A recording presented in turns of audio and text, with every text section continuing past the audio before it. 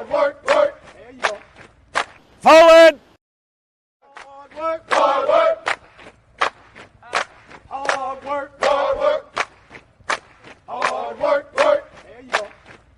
Forward!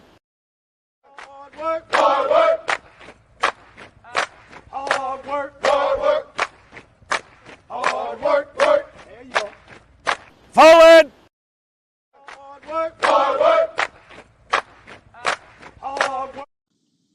Fall in. Hey, good morning, good morning, good morning. What's good with y'all? Y'all know what it is. It's me, your man's Trey the Commish. You got the people's coach, Cornelius Cole. We in the building, First Formation Morning Sports Talk. Come on and fall in with us as we get to getting into what's been popping and happening around sports this past last couple of days. First and foremost, what's going on, Cornelius? How you doing this morning, brother? I'm doing all right, ready to get it. And it's plus plenty to get for the most part. So we're going to touch on a bevy of topics, just conversation for the most part as we get ready to get into this another weekend in this new year. We haven't reached the 90-day mark yet, but we're getting pretty close to it. So I guess saying the beat goes on. So start off first. Let's start something we don't really talk about too much. I know it's particularly to your heart, especially being. I almost said something, but I'll keep it professional, especially you being a Yankees fan. So, what do you coming up MLB, Major League Baseball? What are you thinking about this upcoming season? You think it's gonna be one for the ages? You think it's gonna be the usual suspects? Do we get a new World Series champion? Currently, they're in spring season, so. I know you've been checking it out. What are you thinking? What do you see in the cards? Well, I'm hoping the Yankees get it done this year. Like they added Soto to the roster. They added some more hitting power as if they needed more hitting power. Um, for the Yankees, for me, it's still pitching. So if we got the pitching down this year, then I think we could win. We always play to win, but whether we do it or not. I heard Judge say that his toe gonna need constant maintenance throughout the season, so we don't know how effective he gonna be coming back from that injury. But other than that, I like how they looking. You can't put the Rangers or the Stros out of it over there in the American League. For whatever And in the reason, national and in the National League, you can't overlook. The Dodgers gonna be somewhere sniffing around, but the Braves gonna be. I'm thinking the Braves because they're a little bit younger, um, and they got a lot of talent. They got a lot of talent in Atlanta. and see for me, of course, I'm always big blue wrecking crew, hoping that the add of Shatani is going to be beneficial to us. If he does anything reminiscent of what he was doing in up in up the up the highway and with the Angels, I'm all for it. We still got Mookie. We added a couple of other pieces, so hopefully it works out for our benefit for the most part. If not, then I mean we're gonna have to think about it. We almost got we have Yamamoto as well. Although Urias is I think he's dealing with some injury. Clayton Kershaw isn't what he was, but I mean, I'm always hopeful in that sense. I hate for the fact that when we look at it, when you talk about I keep on getting rest in military. Major League Baseball is the year, or let's talk about just talking in general about championships. That the year of COVID was the last time LA teams won championships. So I hate looking at that and bringing that up because everyone tries to put, like, especially someone like Bishop tries to put an asterisk on those championships because it said that it wasn't a full season or it wasn't a regular season, but they played the game. Everyone played the game, and it just so happened Los Angeles Lakers were victorious in the NBA. The LA Dodgers were victorious in the major leagues, but then you come back to the following years, and then it's like it's not the same. But I don't think there's a correlation between that, especially when you talk about those teams. Or maybe I don't know. Maybe those teams are built for short terms. Los Angeles Lakers win the the in-season tournament. I don't know. Uh, all I can say is I don't put an asterisk by anything, but we do know no fans in the building. Been a diehard fan, no fans in the building. So it was a test of will. As far as like the pandemic year was a test of will to me more so than anything else. Because True that. you talk about everybody having the same mental, what I'm saying? Everybody having the same mental state pretty much. Um, so everybody was even. Actually, I just heard something the other day about. I don't know if you heard about what's going on. I know we're gonna talk about something similar, but the Doc Rivers, JJ Redick thing or whatever, and it was brought up that the the bubble was brought up in reference to Doc Rivers as far as his son Austin Rivers defending him, saying that he got fired from a Clipper team that was in the bubble that nobody wanted to be there. You know what I mean? So basically, Austin Rivers was painting this picture like it wasn't Doc Rivers' fault that none of his players wanted to be in the bubble. You know, um, but um, I think they was talking about accountability, but we'll talk about that another time. But yeah, mentioning the bubble, like talking about that bubble as far as people not wanting to be there. We know Paul George took a lot of flack. You know what I mean? Like certain things happen different, but I take nothing away from the LA teams that won that year. I'm a Mookie Betts fan, by the Okay. way. Um, even though I couldn't stand him when he was in Boston. But that just mean that you're good. When you're a Yankee fan and you don't like a Red Sox player, sometimes it's not just hate. It's like, hey, he's a good player. So, Yeah, yeah, and I think LA was a good move for him because he ended up winning another one. I mean, you know what I'm saying? Like, but I think Mookie Betts.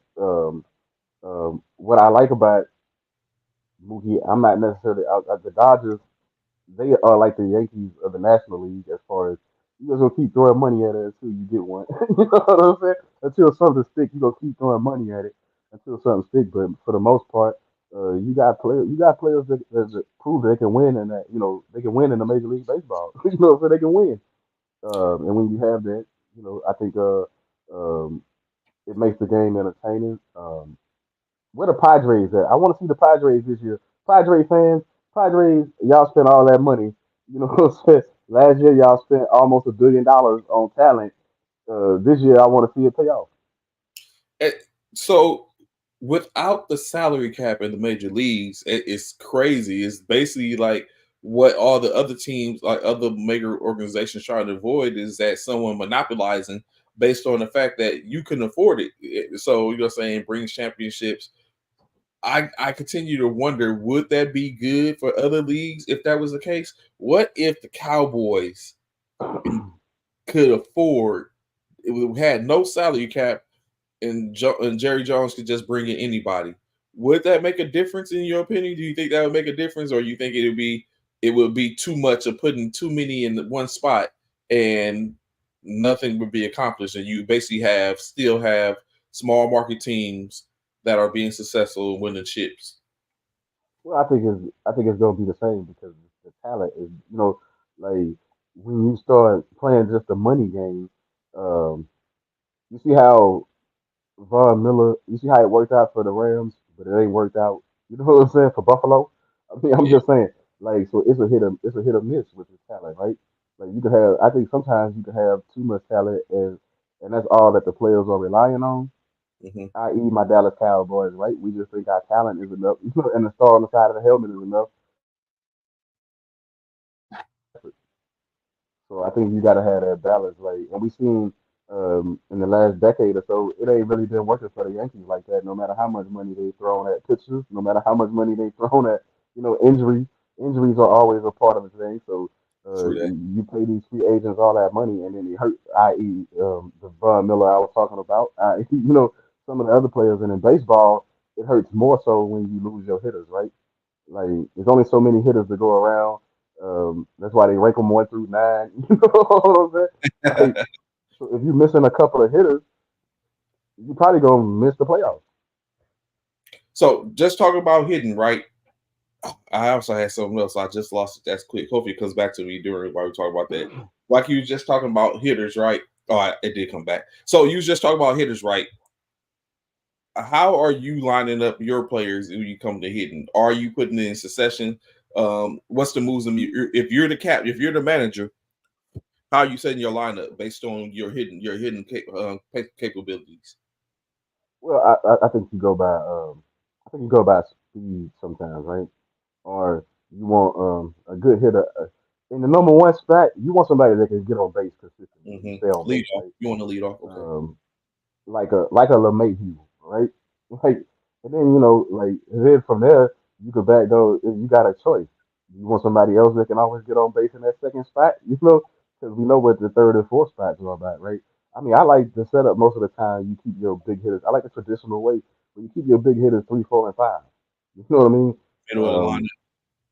Because I think the first two you got to have people that want to get on base, especially that leadoff. Your leadoff hitter, if they can get on base. Now, if your leadoff hitter can hit it over the wall too, that's a plus, right? But Mhm. I think just being able to get on base helps out the rest of your lineup. And as you go down, like from six through nine, then it's one of those. It's like a crapshoot, right? Because you want strong hitters, 6 and 7, but typically 8 and 9. Those gonna be your weaker hitters or whatever. Those that don't run as fast or get on base as much, right? Unless you got like a stacked lineup. Some of these lineup, like the Braves, have a stacked lineup 1 through 9. So the Yankees typically have a lineup of power hitters, right? 1 through 9. So it's like as a pitcher, you got to try to miss. So your scouting report is ridiculous when you got to try to miss 1 through 9, right? Um, Most teams are 1 through 7. You got to miss, but you add those extra two. That's a lot of work for pitching. So what I was just talking about, in any case, I feel like you're talking about Otani, which we have that adds to our stats. So Yeah. through that, it was someone that can hit and who can sit up and pitch, and your pitcher can put it over the fence as well. On a consistent basis is always a plus. But you was just talking about big bats and you talk about pitching. Which one do you think is more of a premium? Is it like the quarter? Is it like the NBA or NFL in your opinion, where the pitcher is the quarterback, which is the most valuable of the team, or is it the big bat? Well, I think pitching is always something, but I think you play 162 games in baseball, Mm-hmm. so pitchers are not gonna have solid days all the time. You know what I'm saying? Like your rotation probably get blown apart at certain parts, but I think hitting for me is more important in the regular season, and then in the postseason you're gonna need a little bit of both. But if you don't have the pitching, then you're in trouble. Like we saw that. The 100-win teams last year. You saw how fast Physical they exited the playoffs. here. And it was because the bats didn't come to play, right?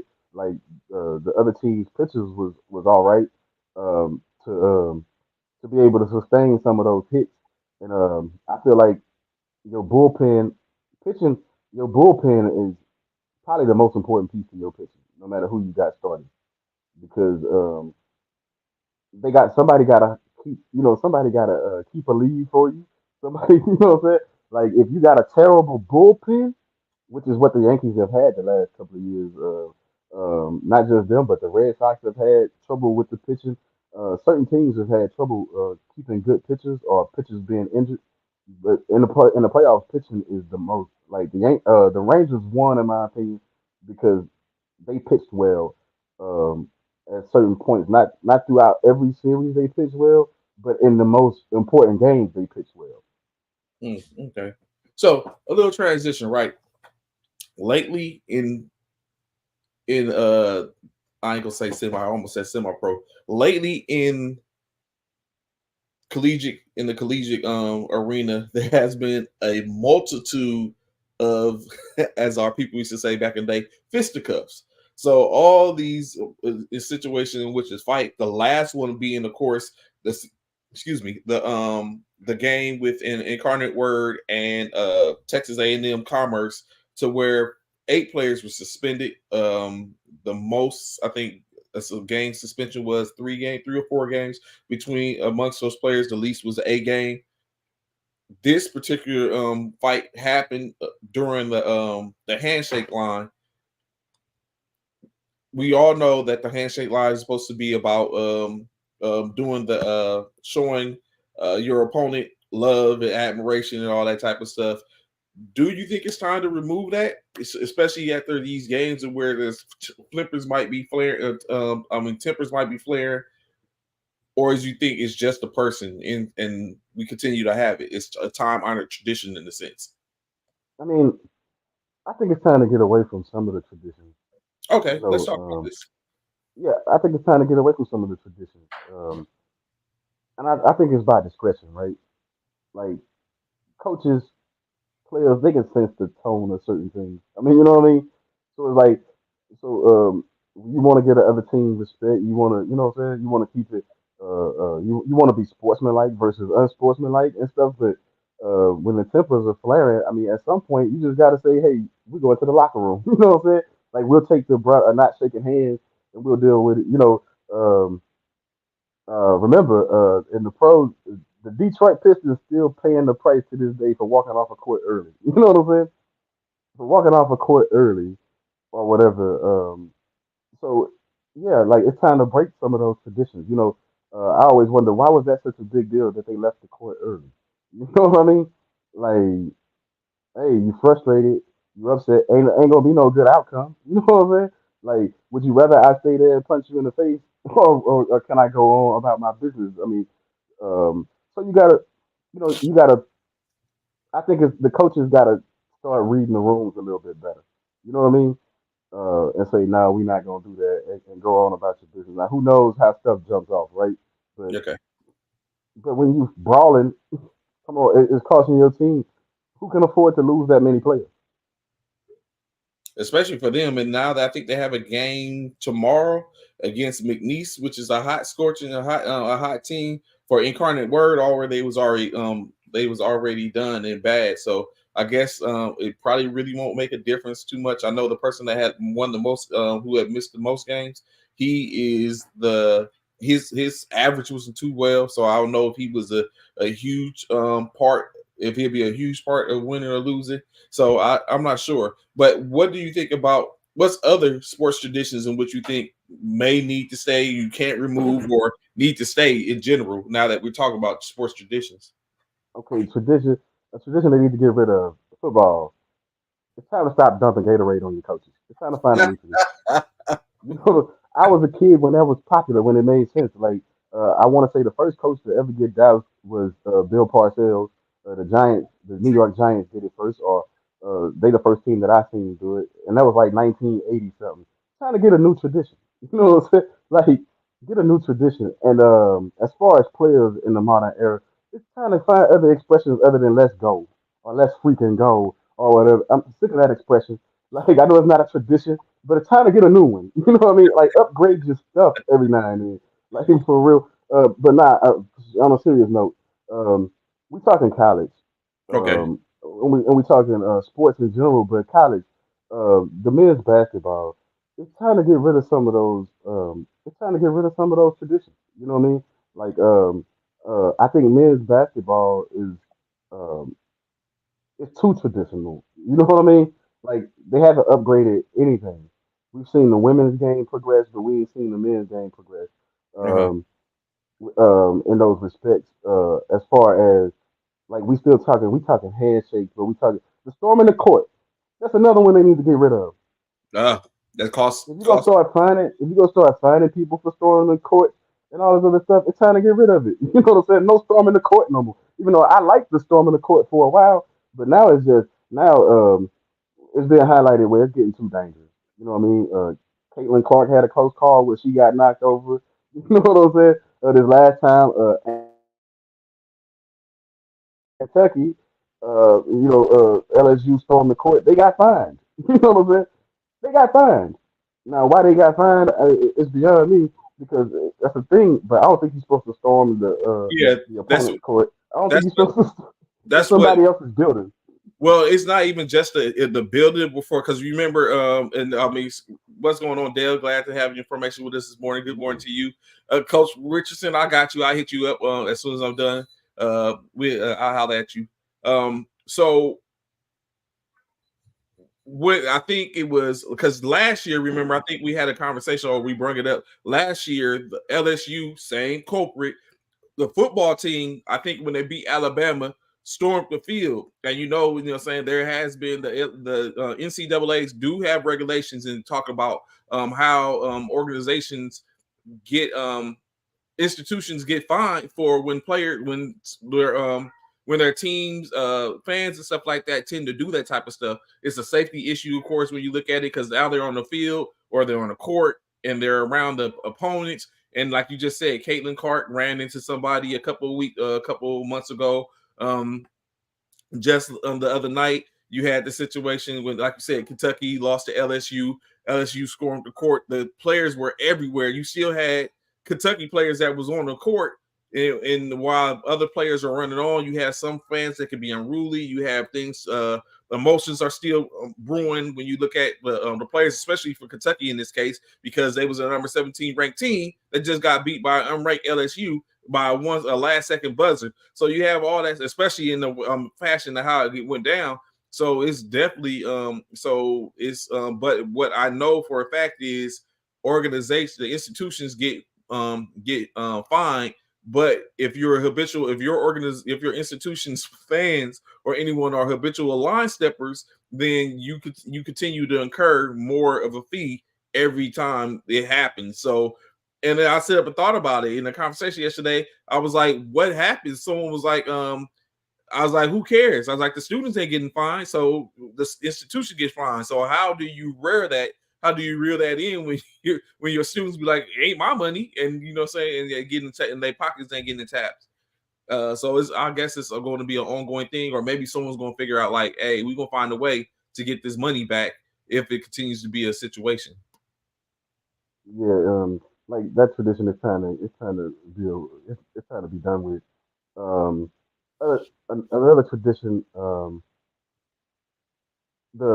think now everybody expects these pros and kind they expect these press conferences and stuff after the game.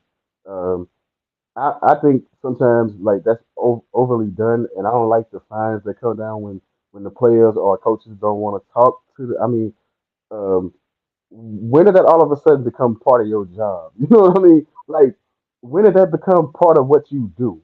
You know what I Mm-hmm. mean? Like it wasn't always like people could say, "Oh, it was always." No, it wasn't always like that. You know what I'm saying? Like, like we seen MJ walk away from numerous. If you ever followed Michael Jordan back in the days, we seen him walk away numerous times and say, "Nah, I'm not interviewing." The Dennis Rodmans, like from the other eras and stuff. But in these modern eras, it's expected of you. Remember Marshawn Lynch? No comment. I'm just here so I don't get fined. I mean, you feel what I'm saying? Like, why are you forcing people to talk when it's sports and it's some things gonna be said. It's some emotional stuff, and then you want to turn around and find them. I mean, it's like you the one want me to talk. I didn't even want to talk. We could have avoided this by me not having to come here and talk. But now you're gonna find me because I said some things about officiating.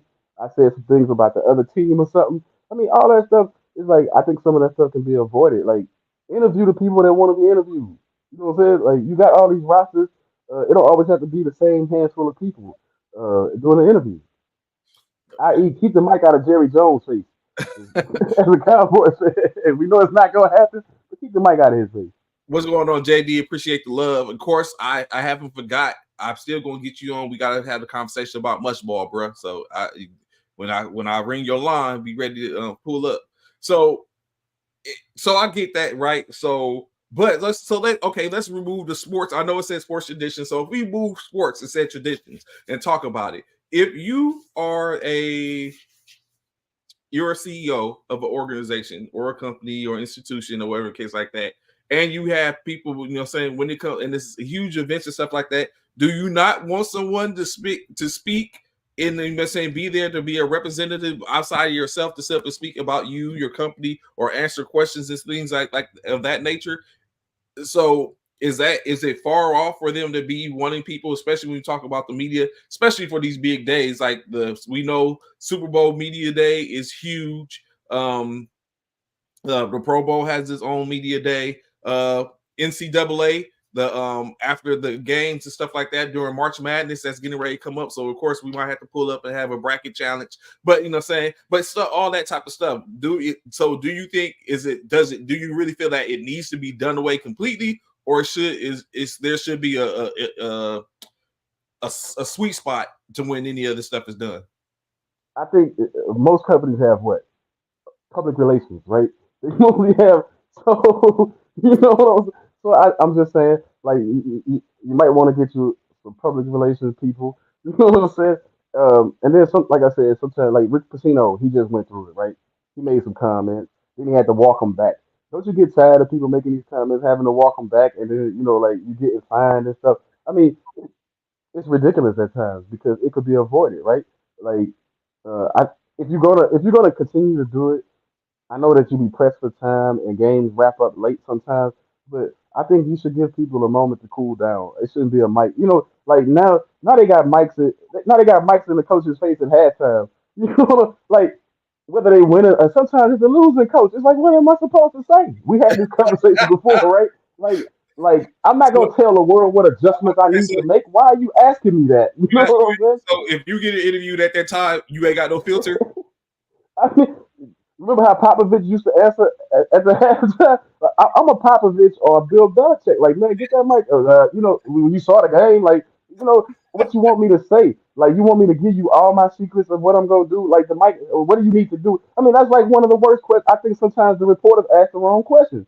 Yeah. Like, Okay. like, so I mean, you don't ask me what my adjustments are gonna be. You know what I'm saying? Or what I need to.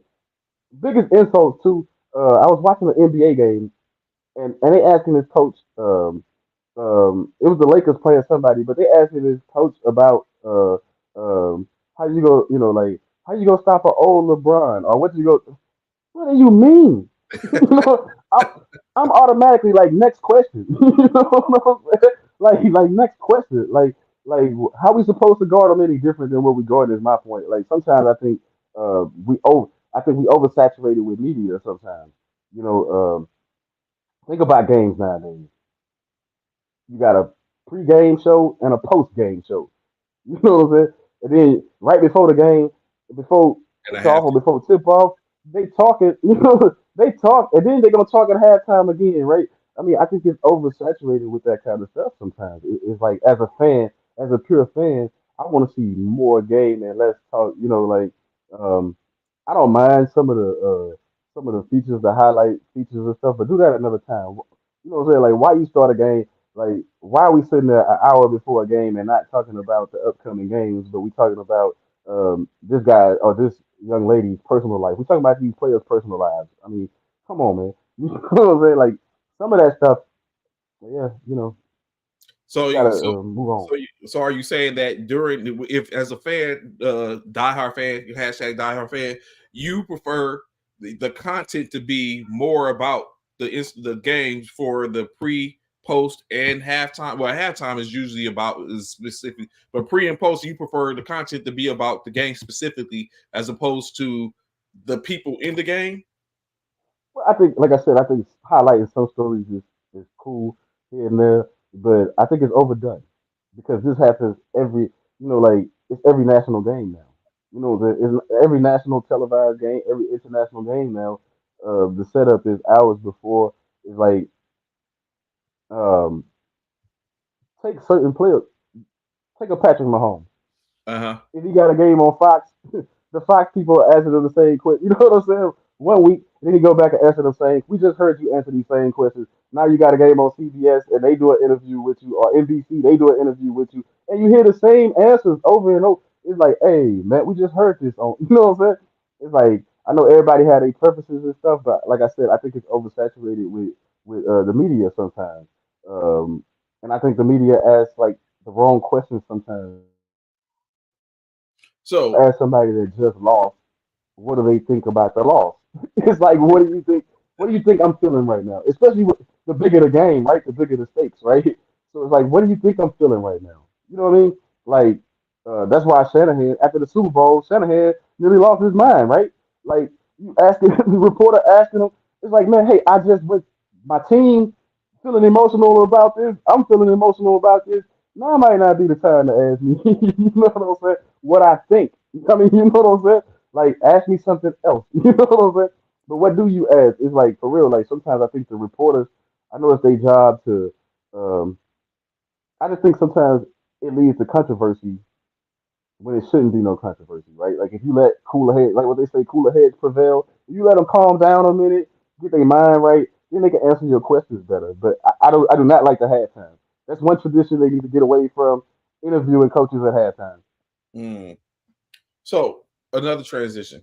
Women's basketball, as we know, as I just stated, NCAA is about to get it in. March Madness coming down the pike in a couple of weeks. I think about a little over less than a month. So of course we got what is now, assumedly, in my opinion, the women's tournament has caught up to the men's tournament within the parameters, within their own. In their own way, they are as big as the March Madness tournament. Of course, we know it's probably because of the players and the coaches that are in these tournaments potentially. So one of the top teams in or around the area in which you currently are in, Caitlin Clark last night, and the Iowa fourth ranked Iowa Hawkeyes got blasted last night by Indiana University of Indiana.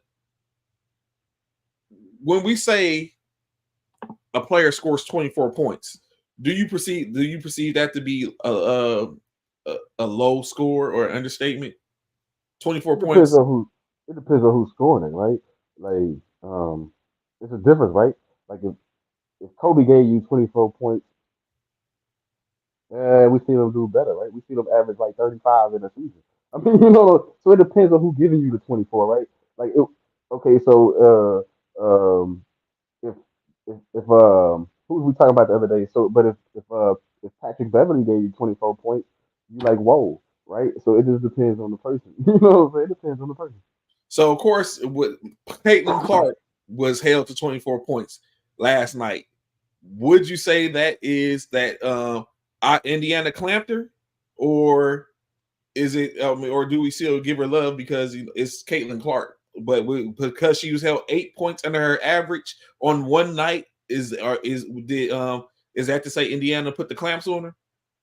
Well, it's a blowout, and yeah, for a person like Caitlin Clark, that's good defense, right? Like she didn't reach her 32, and her team got blown out pretty much. 17 points. So her 24 points really, what I'm saying? Like it helped the team numbers, but we know she probably needed a 40 piece last night in order for her team to be competitive. So yeah, I think they played the best defense they could play. Now some of that you just missed shots, right? Yeah. And so, and not to sit up and diminish the fact because it was a blowout, it was an upset because, like we said, Iowa is number 4. The Indiana Hoosiers women's team is ranked number 14. So it's like, I mean, they're ranked obviously. So they're there for a reason. Let's not take away from the fact they're there. On other news, I'm not saying this first. Let me take it away first and foremost. Let me do the disclaimer. In any way, form, or fashion, am I about to ask this question based on a biased preference? But the USC Trojans women's team has rolled a 6-game win streak to a 7th rank. Are we saying they have a chance? Well, they do with Juju. That's what I was gonna say. Juju balling, right? Like, unlike the USC men's, you know what I'm saying? Like the ladies are balling. Well, we don't. Collier is injured. Collier is injured. I'm just saying, like, Juju is she worked the price of admission right now. Okay. I'm not gonna say she's single handedly putting that team on, but she's doing a whole lot to, like she's doing a whole lot to prove that she's a star in the women's basketball, in college basketball right now. Not only that, they better. Like USC, you watching them grow throughout the season. They could be trouble in the tournament. When you got to just win one game, I think Juju can win you one game. You know what I'm saying? Like, I think her performance can raise the team level where they can, they can sneak in there, they can do some things. Now, will it happen? I'm not sure because, South Carolina gonna be tough again. So, you always got to look at that. We just talked about Iowa; they're gonna be tough in the tournament. Um, Certain teams gonna surprise you, and but I do think USC got a chance to surprise some teams in the tournament. Uh-huh. And I want to point this out before you move on. Okay. TCU women's, man, what's up with that? They've been holding open tryouts. Like, how you don't have enough players in the state of Texas? I don't even understand. In the Dallas area at that, How you don't have the Dallas Fort Worth area? You don't have enough players. You hold an open tryout. I mean, it could be a media thing as well. You know what I'm saying? That could be some. It can help. Every little thing helps. You know, say for the most part. But sometimes you come across that. That be what goes on, and it's unfortunate. But I mean, we may not know completely and utterly what the real Right. reason is behind it. I mean, That's it what I'm could be. saying. Like, Yeah, but you know, teaching saying you on what are you not telling us? so of course, last night, Gino Amaral became the second overall most winningest coach in college basketball. Of course, passing Mike Krzyzewski. He's currently sitting at 1,203 wins overall. Of course, the only person that's ahead of him is Tanner Vanderveer, or from Stanford, who became the most winningest coach with her 1,200 and 9 career wins. Do you think Gino's going to catch her, or do you think she continues to push the line and set or continue to reset the record with every win that she has? I think Gino. I think because of his pedigree, his background, at some point he gonna surpass her if he keeps coaching. Yeah, Like if he don't retire, he goes. I mean, he's always had good teams with UConn. Like they always rank high. I right. mean, this is what I don't think they ranked top. I know they was in the top 20, but I don't think they ranked real high this year, which is Mm-hmm. a surprise. Normally, They had 15 this uh, year. but yeah, Gino. I think he gonna surpass her at some point. It's a shock to me that Gino don't already have that record as good. Over the last 2 decades, as good as the UConn Huskies have been, and the squad that he's had. You know what I mean? Like, I'm surprised he doesn't already have a record. So, like I said, again, transitions are what they are. Of course, last night the NBA came back from their hiatus after the All-Star weekend, coming back. And wouldn't we see it when we get back? Los Angeles versus Steph Curry and the Golden State Warriors, but there's no LeBron James. Of course, he's recovering from an ankle injury, and they rested him. And of course, Golden State with a victory. So you as a player, knowing the stakes, right? Knowing that currently you're enthralled with in a battle at the bottom of the in the play in with the team in which you face coming back off All-Star weekend. Are you playing or are you sitting out? It depends on how how if the Injury. injury serious. If the injury serious enough, I mean, um, you got to take into consideration. We talking LeBron, he old. Like, you know what I'm saying? You got to be rested to make the run. I think what the Lakers are looking at, I think when you LeBron, I think what you're looking at is you seen this team, like you said, they won the in season tournament. So you seen this team can perform and can win games. I think their whole thing is them and tied for most of the season. You know what I'm saying? And then try to win a 5 or 6 piece somewhere in there. You know what I'm saying? 5 or 6 piece somewhere in there to get to put yourself in better position in the play-in spot, or you know what I'm saying, or one of the last spots. I think their whole goal is to get into the play-in spot. You know what I'm saying? Get it because they know that they can win one game to go beyond. You know what I'm saying? To get into the playoff picture. So to me, um, I think you got to rest um, somebody like a LeBron if you really want to make a stretch run. And so, Donovan, that is true. That's a good question. So, I think Porter, he did play in the All-Star game, and I think he had the injury prior to, hence the reason why he set out the second half of the All-Star game. But with that being said, just like Slick just said, hey, when you rest, understand you're older and your body now, the recuperation and recovery factor is a little bit different. So it's like you did the All-Star game, but I guess it would be unfair to say, oh, LeBron, you ain't do the All-Star game. You're the you got the most votes, and you didn't even play in the game. It's just certain things that come with, saying, as they say, heavy is the head that wears the crown. And we always see he already motions as putting a crown on his head for his whenever he's introduced. So it just comes with the territory, I guess. But of course, like I said, getting back into the game, Golden State, excuse me. Golden State was victorious 128 to 110, 18-point drubbing of the Lakers. The Lakers' highest points scored was Anthony Davis with 27 points last night, 15 rebounds, 1 assist, 3 blocks. For Golden State, they had 4 players in double figures. Correction. Yeah, 5 players in double figures, led by Steph Curry's 32 points, 20 points from Anthony Wiggins, 12 from Kuminga, 10 from Podziemski, and 17 from Jackson. As a Lakers fan, I sit back and wait for us to start to climb the ladder again.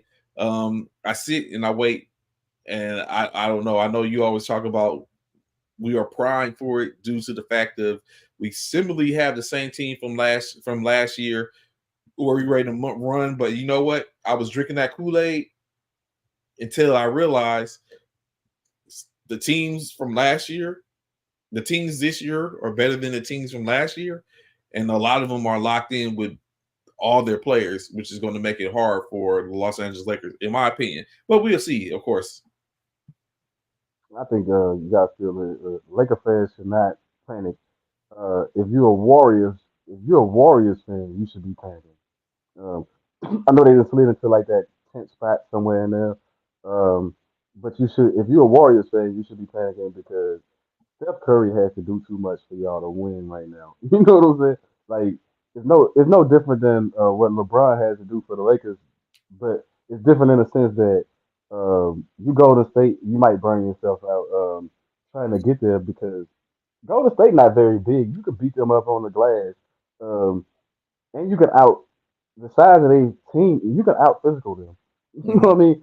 So a team with that plays with a physical prowess and athletically built, they can beat Golden State. Like Golden State can't defend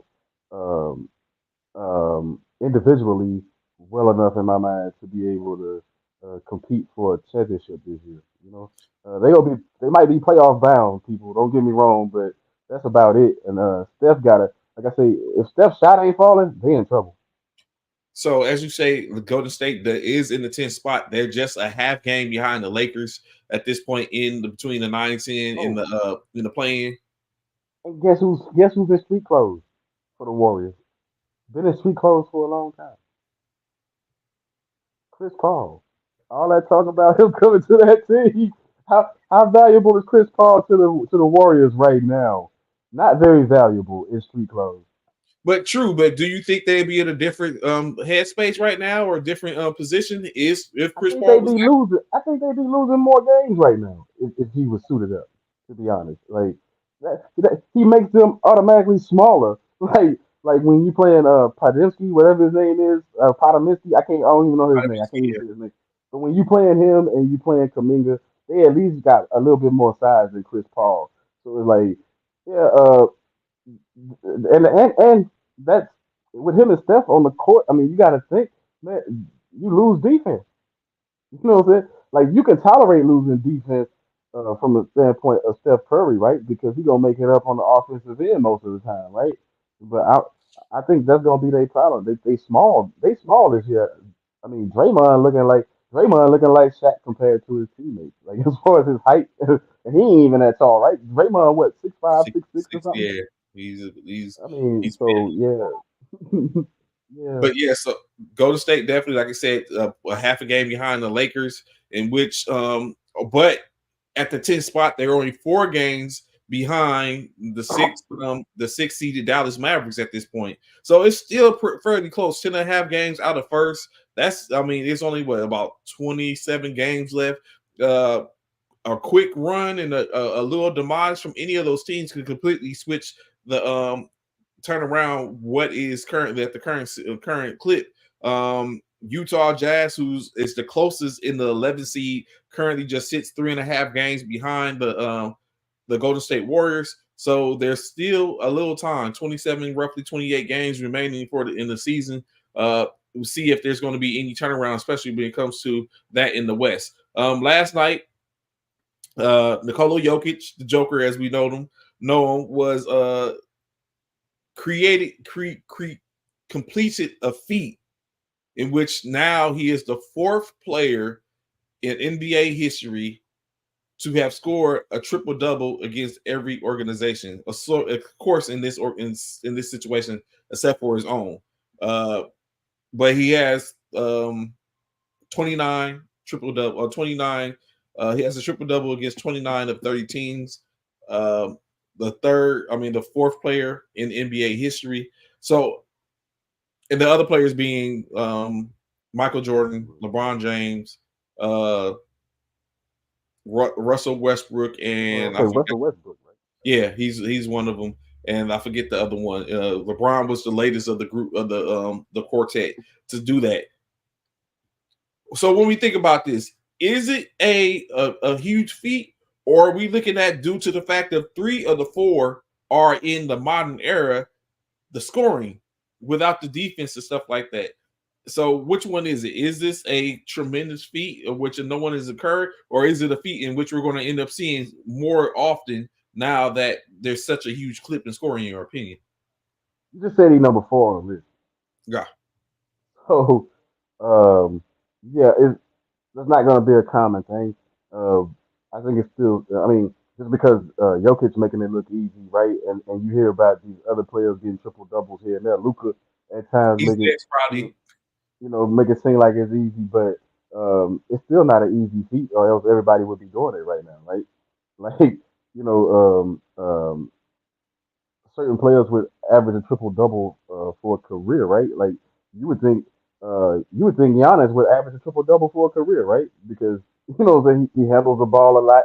He gets the scoring, he gets the rebounds, and he got more potential to have a lot of assists. So when you look at it, no. But I think they go up the game though. We were talking off the show. We were talking, and I remember I brought up like not too many players had quadruple doubles. You know what I'm saying? Like that's gonna be the next thing. Like the next thing, you gonna see a player that quadruple double down. You know what I mean? A female, a woman's NCAA. Wembanyama.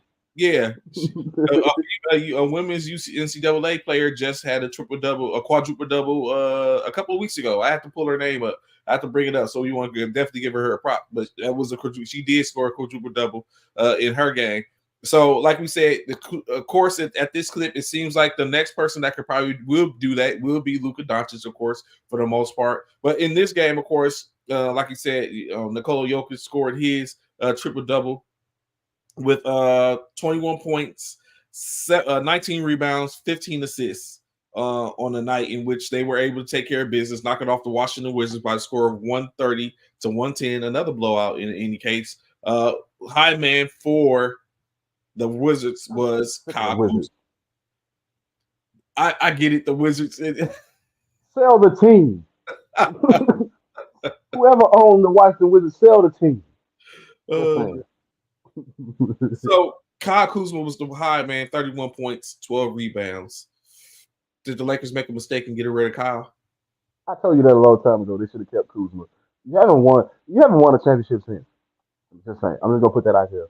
You haven't won a championship since. And Kuzma is the only thing that the Wizards really have. I mean, I know they got Jordan Poole or whatever, but the last few years, Kuzma is the only one that's been putting up. I mean, and you say, well, he putting up numbers for the Washington Wizards, but he been the most consistent thing in my opinion, except for when he injured, right? And we know they all take nights off and stuff, but Kuzma, it shows you his dedication to the game. Shows you, like, you want to talk about somebody faking injuries or not having injuries or taking any chance to get out of the game. If I played for the Wizards, my morale would be in the toilet. But he still seemed to come to the games to want to play and show out and showcase his skills, even though. So imagine what he would do on a team that's competing. Is my point. We do what we do. Other games, of course, last night that were out there. New York Knicks were able to victorious over the 76ers. I don't know if that's saying much when we take into consideration the 76ers are without Joel Embiid, but Knicks were victorious 110-96. The Toronto Raptors outscored the Brooklyn Nets 121-93. As we know, as we talked about the other day, Kevin Ollie has taken over the organization as coaching duties. The Boston Celtics And the Nets are selling a minority ownership. They're selling a minority ownership. correct. Bring it in under some new blood. Chicago Bulls fell to the Boston Celtics by the score of 129 to 112. The Houston Rockets and New Orleans Pelicans did battle. Pelicans were victorious 127 to 105. The Oklahoma City Thunder 129 to 107 over the Los Angeles Clippers. I'm always for that. The Spurs just dropped the game to the Sacramento Kings by the score of 127 to 122. Utah Jazz were bested by the Charlotte Hornets by the score of 115 to 107. The Pistons fell to the Pacers 129 to 115. The Orlando Magic continue to try to better their way into the playoffs with a 116-109 victory over the hot streaking Cleveland Cavaliers. And last but not least, the Suns fell to the Mavericks by the score of 123 to 113. So in all that, a couple of questions, right? First and foremost, Clippers and Thunder. Is that a Western Conference final in your opinion? It could be. It could be. I think the Clippers, as long as the Clippers can stay healthy, I think they can still win it all. I think the Thunder are impressive because they hold in the line, right? Like you expected them to have some slippage somewhere, but it don't look like they're gonna slip.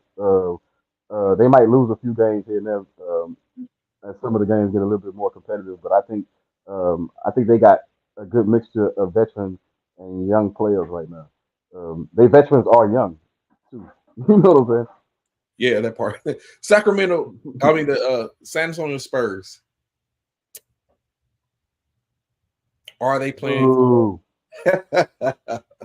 are they playing for another lottery at this point? you know they are. You know they are. I mean, I'm gonna say it time and time again, people. As a fan of the game, that tanking stuff, it sucks. Especially when it's a heralded, respected coach like Popovich that's tanking. Like, how you go from champion to chump? Is you know like you gotta ask yourself that question. How you go from champ to chump? Like you tanking. Does what has happened to the Houston Rockets? They came out high stepping like them and the New Orleans Pelicans have seemingly switched roles. Like what's going on in Houston in your opinion? In my opinion, young squad seemed like early on they was buying into buying into the players, but look at the leaders that they depended on. You depended on Dylan Brooks to be one of your leaders. That's not a good idea. That wasn't a good idea in Memphis. That's not a good idea anywhere, right? So I'm all for having a mixture of young players and veteran players, but sometimes it's about what veteran players you have. You know what I mean? And I know we know Udoka's a solid coach, but I think right now the team they're just young and they're going through that young phase. You know, like you can coach them up all you want, but they got to go out there and execute. I think some of the execution is lacking when I see Houston play. Definitely a whole turnaround when you look at the fact that in New Orleans playing a lot better in state. So maybe we see some a lot New a better. Orleans got a veteran roster. Brandon Ingram is. I don't think he's 30 yet, but he's been in the league a decade, right? Or almost a decade. I mean, I'm just saying. C.J. McCollum is not young. Zion Williamson, he's They not got a young no more. I year. mean, they got veterans on that roster. If you go down that whole roster, they got veterans. They got some young players here and there, but for the most part, they got a lot of veterans. So Phoenix and Dallas, right? So of course you had a situation last night when Luka Doncic got teed up because he returned the ball to the official in which way the official didn't like it, and the official teed him up, and he earned another technical on the year. So before we get to it and talk about, do you think it's getting to a point to where the officials are a little too sensitive to some of the things that go on? Last night, Luka Doncic, 41 points, 11 assists, 9 rebounds on the night, just short of a triple double. Kyrie Irving, 29 points, 5 rebounds, 3 assists, 1 steal on the night. in which they handle business, as I said. Do you think currently Phoenix is 33-23, 10 games above 500? Was it too much hoopla made about the connection of their big three, that being Bradley Beal, Devin Booker, and Kevin Durant? But Bill ain't played much, so you really, it's hard to gauge that whole situation when Bill ain't played that much, right? Um, so you got 2/3 of what's supposed to be your big three actually carrying the load. But actually, they turn it out the way that I thought that they would. They'll be a playoff team, but then they'll be taking an early exit, in my opinion, because even though they role players that stepped up their game and they winning some games, I just don't think that those role players are going to do enough in a playoff situation. You know, when you got to win 4 games against an opponent, I think they're going to come up short, not because of the big three, more so because of who they got surrounding the big three. So last night, of course, Bill again that Oh, didn't play last night.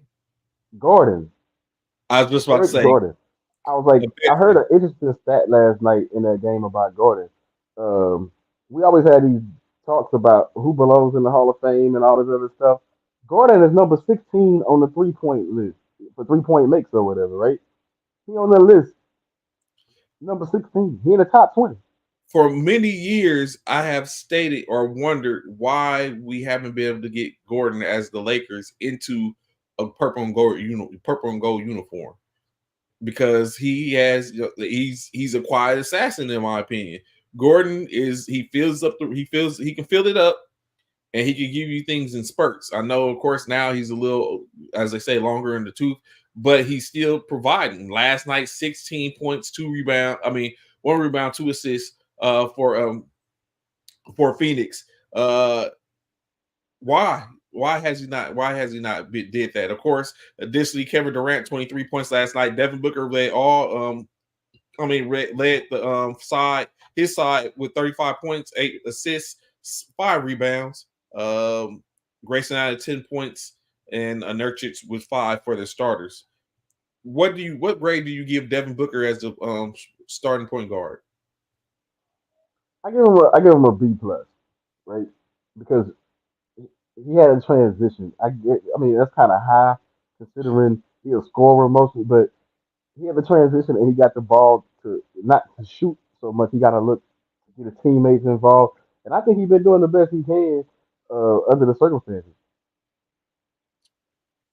And then, of course, on the other side of the spectrum, like we just talked about, PJ Washington, looking at the fact of players that have came in. PJ Washington for Dallas dropped 12.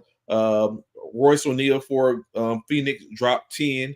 So just in this game alone, of course, it looks like those additions have been working out for them. When you look at the standings, of course, Boston Celtics continue to lead the league with a 44 wins on the year. Of course, in the East, Cleveland is second. Milwaukee comes up at 3, which is interesting, being the fact that they haven't really been winning with Coach Rivers.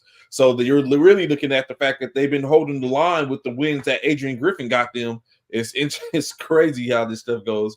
New York Knicks is currently at number 4. Philadelphia continues to fall down the standings, currently sitting at number 5 in the East. Indiana Pacers at number 6, in which we're going to speak about them in a second. Orlando Magic currently in the play-in at the 7th seed. Miami at 8, 9, Chicago, and 10 for the Hawks. When you go to the West, the Minnesota Timberwolves continue to hold their line as the number one team in the West at with 39 wins. Oklahoma City Thunder come in second. The third-ranked team, the Los Angeles Clippers, at 4. The Denver Nuggets, the aforementioned New Orleans Pelicans at 5.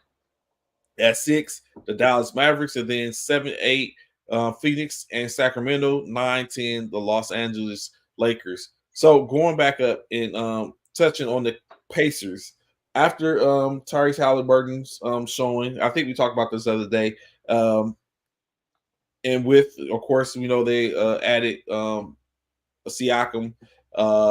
Do the Pacers have enough, especially with the 76ers currently in a down spiral? Do the Pacers have enough to make some ground and move up the standings, in your opinion, and be better seated at the end of this?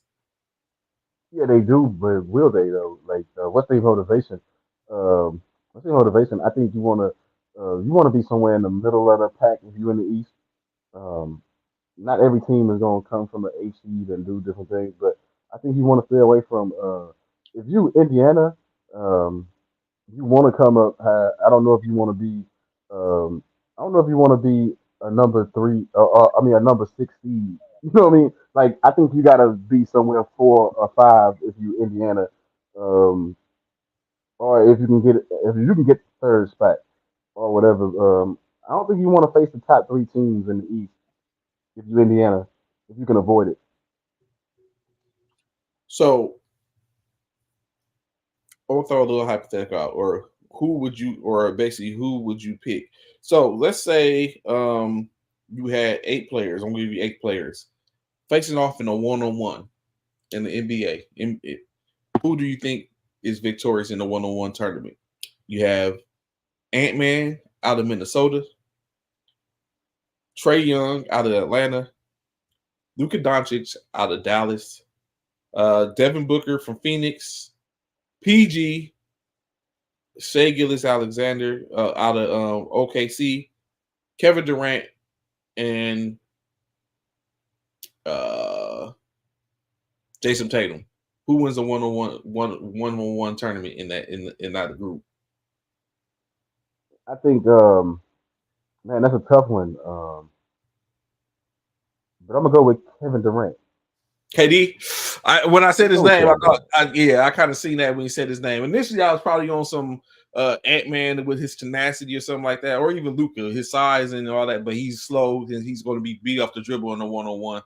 So I was looking at even Tatum or actually SGA was what the picks I look, or even Booker. But Booker's kind of small too in stature too when you come up. But the Slim Reaper definitely. Yeah, I just think that he can shoot from too many places. And and he might not be the greatest defender, but his long arms and stuff, man, he can affect your shot in a one-on-one situation.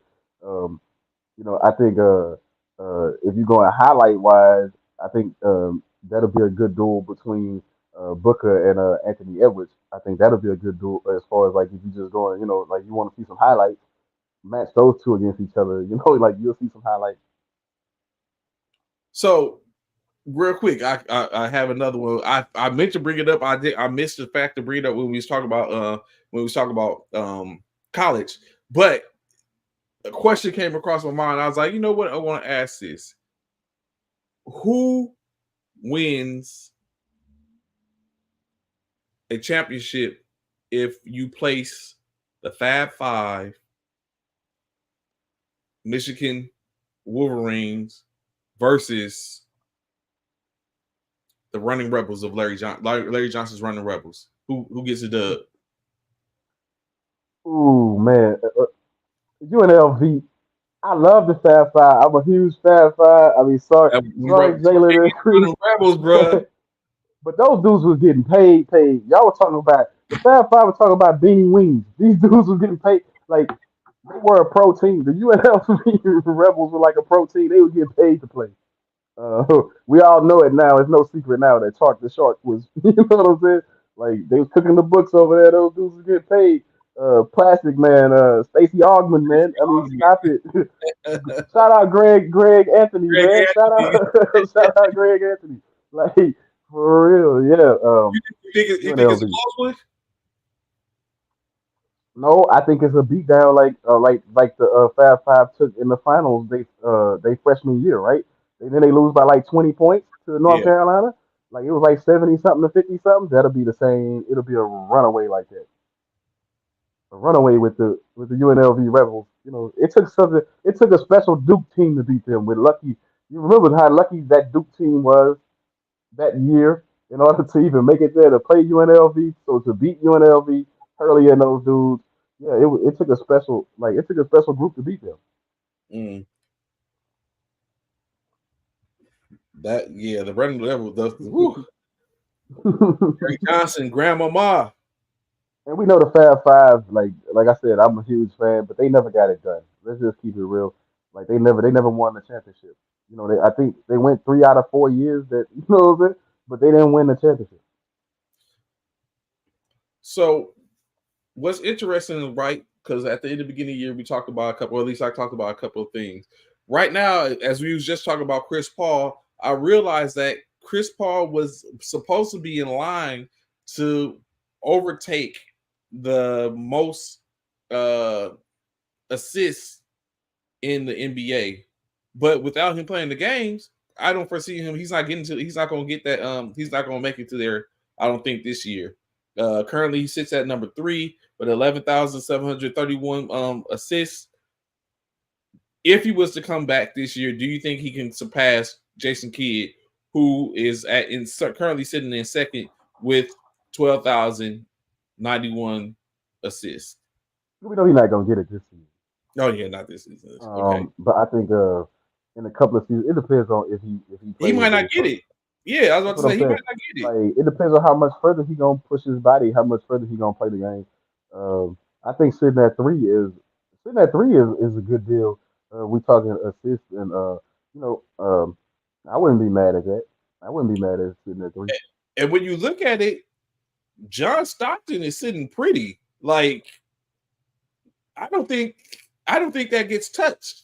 But Stockton played like 20 years. Like how many players are really gonna play 20 years? I know everybody can so say conditioning their bodies to play that long, and you never know what's gonna happen. But like imagine if they went ahead and what if they shorten the season? Then you never gonna get it. You know what I'm saying? Like all the talks about potentially shortening the seasons and stuff like that. If they shorten the season, then a lot of those records are gonna be untouchable. And then when you think about it, even Stockton steals is untouchable at this point. Yeah. Like Stockton was the dude, and no one I mean him, even Jason Kidd. Jason Kidd is second in both categories, but he's obtainable by Paul at this current point. I mean, I guess you could say both of them. Like I said, 731, which is roughly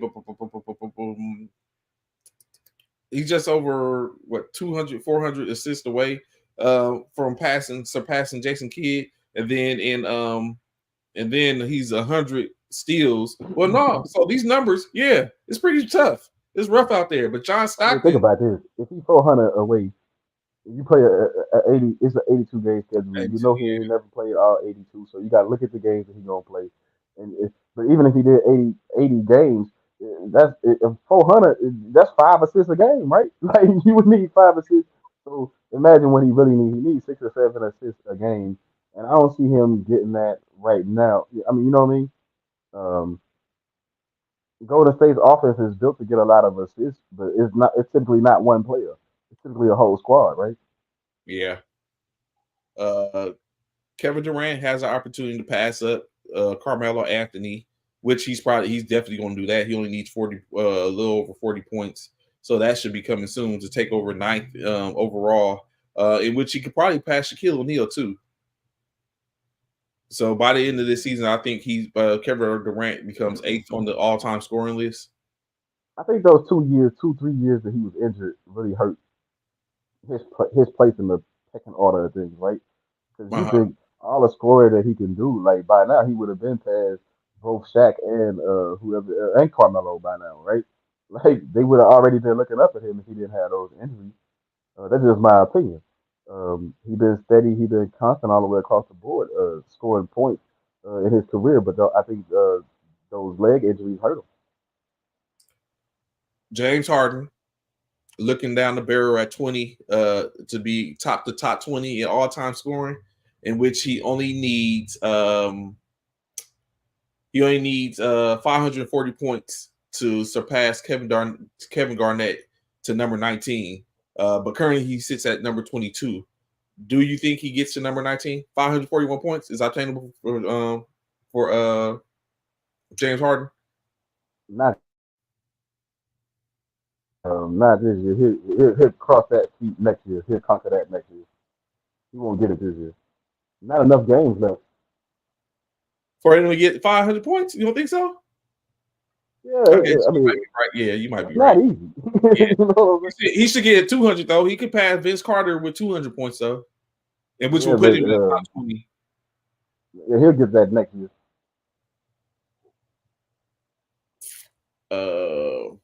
And then also, James Harden has the opportunity to surpass Rajon Rondo with if he gets 168 assists. That's just 10. That's just 10 assists in half the games left, and so I foresee that possible. Yeah. It's interesting. We mentioned the Rajon Rondo on stats. Like, who would have thought it? Or who would have thought it? As we would say, well, Yeah, who would have thought it? Like, but yeah, I give him James Harden. We talking these dudes gonna be Hall of Fame. Like everybody that you pretty much mentioned it as far as like who setting these records, they gonna be Hall of Fame or chasing these records. Chris Paul gonna be Hall of Fame. James Harden gonna be Hall of Fame. I mean, you know, Kevin Durant for sure is Hall of Fame. We talking the Hall of Fame, like that's Hall of Fame classes, whatever years they decide to hang it up. 5 years after that. and what's crazy is I hadn't realized it, but James Harden is knocking on the door for second all time in made 3-pointers. Yeah, he took a lot of 3 pointers. He took a lot of 3 pointers throughout his career. Um, that's no surprise to me. He needs Um, 85 to surpass Ray Allen, which he probably don't get that this year, but no, he'll get it next year. He'll get it uh, next year. what's some Like other? how quickly they fall, right? Like it's like not long ago Ray Allen set that record, right? And then it's been Stephen came and blew it out of the water. I mean, I'm just saying, like some of those records you thought would last a long period of time, they ain't lasting. Um, like we thought they would, right? Like remember when records it was 40, 50 years before you broke some records, right? Now it's like now it's like every other year somebody's breaking a record or getting close to a record. A record that's being set or will be set.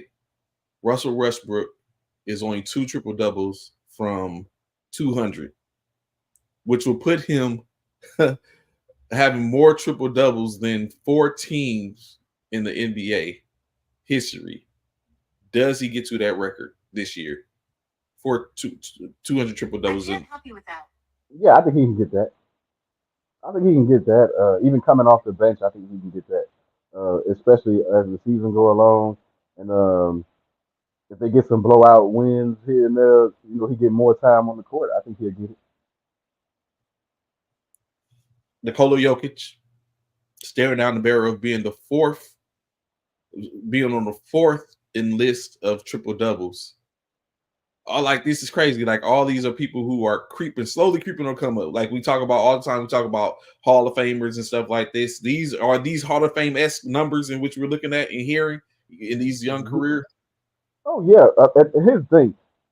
What people forget is that Jokic didn't even start like his first couple of seasons, right? He, I mean, imagine what he's doing. Like people, that's impressive. He didn't even start his first. I think 2 3 years in the league he didn't start. Like this dude was on the bench. Like so, I would say like, is that not inspiring? Like no matter where you start, it ain't where you start, people. It's where you finish. Look at He's like let Jokic be, fourth you all know, time on the list, and he currently sits fourth at. all time. We just sit and talk about Russell Westbrook is banging on the door at 200. Russell, but he's at 198 currently. Nikola Jokic is at 120 right now. Let that sink in, people. And like I said, his He first could few years, potentially catch he was a bench Westbrook. player. He could Right. potentially catch Westbrook if he I continues at the don't. same Yeah. clip. I don't know how long Jokic is going to play because to him, basketball is just a job. So like I don't know if he's gonna dedicate himself to it and play. What I'm saying? Terribly much longer than he already has. Look like he got other aspirations. Um, but if he sticks with it, yeah, Jokic's gonna be the all time. Like Westbrook gonna set the mark, and then boom, Jokic's gonna come right behind him and erase that. Crazy. Any other Dame Lillard, of course, is it has a possibility of surpassing Reggie Miller or as fifth on all-time list. Dame's range, I don't foresee that. Dame's range is crazy. He's in the crew of cross, saying, half court and it's over. You know what I'm saying? If you pick me up at half court, it's too late. Dame is one of the few people in that class. Him, Steph. Would we say Halliburton? You think Halliburton got that type of range? Halliburton getting there, man. Halliburton is impressive. Like he was impressive All Star Weekend, but he been impressive all season long, pretty much. But I think All Star Weekend had highlighted some things about Halliburton that probably the rest of the world didn't know, right? Like how good of a shooter he really. I was impressed. Remember when we talked that 3-point contest at first, I said Dame Lillard gonna run away with it. The rest of these shooters are streaky. I had to eat those words, so to speak, because all those dudes came and showed out. You know, the shooting is way different, but Dame is a special shooter. I don't know if that range, but I don't know if that range helps you or hurts you sometimes. Okay. You know, and I'm talking playoff basketball, people. I'm talking when it counts the most and stuff like that. I don't know if like because we've seen it. We've seen where that range is a good thing for the best shooter on the planet, right? And then but we've seen it come back to haunt them too. You know what I'm saying? We've seen it come back to haunt you. That's why Golden State got 4 instead of 6 or 7, right? You know what I'm saying? Outside of the injury, when that shot's not falling, it's tough to recover. You hurt your team when that shot's not falling. Um, so yeah, I think sometimes the range is cool. It's especially cool as a fan, shooting from those distances and stuff. Like it's entertaining. But as far as winning ability, it ain't never helped Dame's teams win a hell of a lot. So this last one, in which I put a pinstrix in it after this, because this could be used as more content for another time. As far as teams, like you just said earlier, let this sink in. As far as teams, in which we're going to probably discuss this, and then before we transition to talking about some NFL pigskin stuff, LaMelo Ball on the Charlotte Hornets is only 242 assists away from surpassing Barris Davis for 5th all time in Charlotte Hornets history. So is that good or bad, do you think? Because is it because Baron Davis was a scorer as opposed to the passer? Or has LaMelo Ball been that dude for the most part for Charlotte in his short time? Well, considering all the time that he's missed, it's kind of impressive when you think about it. Like, and then it shows you what that Charlotte Hornet team has been, right? Like, um, if he already about to pass they leader in assists, they haven't had a lot of consistency, right? Like how many years did Baron Davis play for them? It would be my question Yeah. because but then think about the other point Again, guard it's they had. fifth. Yeah, you know who sits at the top there is Chris Paul, but I mean, Yeah, fifth, the top 5. but that's what I'm saying. Like how many years did you play? Like to put yourself in that position, like a lot of them teams they haven't been that consistent. But who are we comparing them to besides when you take Chris Paul out of the equation. Like, what else you got? Like, you had like Muggsy Bogues back in the days. Like, he wasn't. And let's face it, I like Muggsy Bogues, but he wasn't really dropping dimes like that. Like. So I look at the organization. It's the Hornets. So your competition ain't really all that when you look at consistency of players and keeping players in the uniform for a long period of time. So moving on, going to the NFL. In which we have been talking about and ingesting what the potential draft will be. As we know, the draft is just over 2 months away, 60 days. There was a conversation that was had during the course of this week in which Justin Fields appeared on the St. Brown podcast with the St. Brown brothers, Amon-Ra and Aquarius St. Brown, in which the question, Justin Fields had a moment, I would think, in a sense, and of course, I want you to chime in on this. He had a moment to where he said he's unfollowed the NFL, he's unfollowed